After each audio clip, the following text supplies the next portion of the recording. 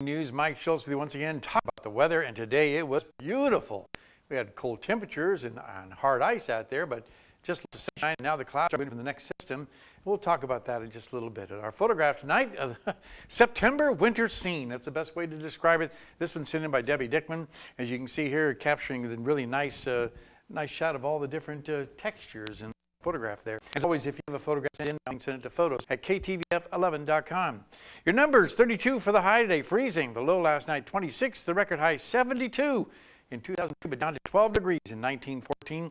Sunrise and sunset, about 11 hours and 19 minutes. That's a loss of 6.5 minutes from yesterday. On the satellite and radar, look at this frontal system coming in. It's more impressive than it really is. It's not really going to be that strong because it's going to just, the main apparent low is sitting way out there, and as the frontal system moves out ahead of it, it loses a lot of its intensity. Although right now it's got quite a bit of moisture moving onshore in the west coast, and some of it's going to work its way in here overnight, and by tomorrow morning we should see a possibility of some more light snow, but no real accumulation expected. Elsewhere across the state, it looks like this. Sunshine has returned to southeast Alaska, 51 degrees at Ketchikan, 46 at Juneau. Showers around the Kodiak region, also some sprinkles in the Anchorage Bowl, and along the Aleutian Chain, Cold Bay, 48, and rain there. Up and down the west coast, cloudy skies and chilly at Nome.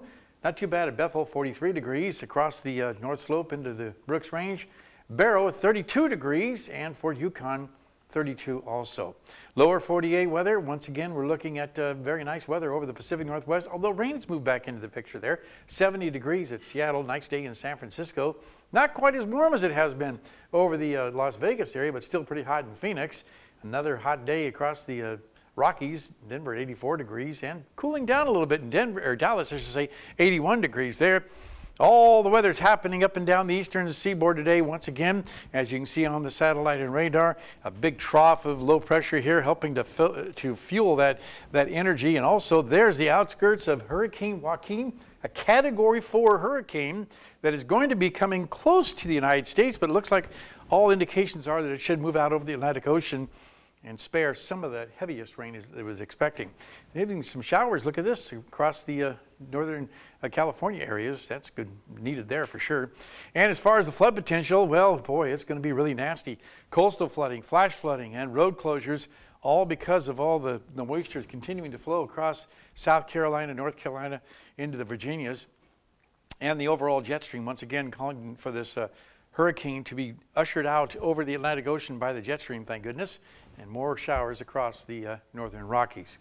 Okay, back to our kids' weather for today, and we're going to be talking with a young man from Barnett Magnet School who has a question about what else? Weather.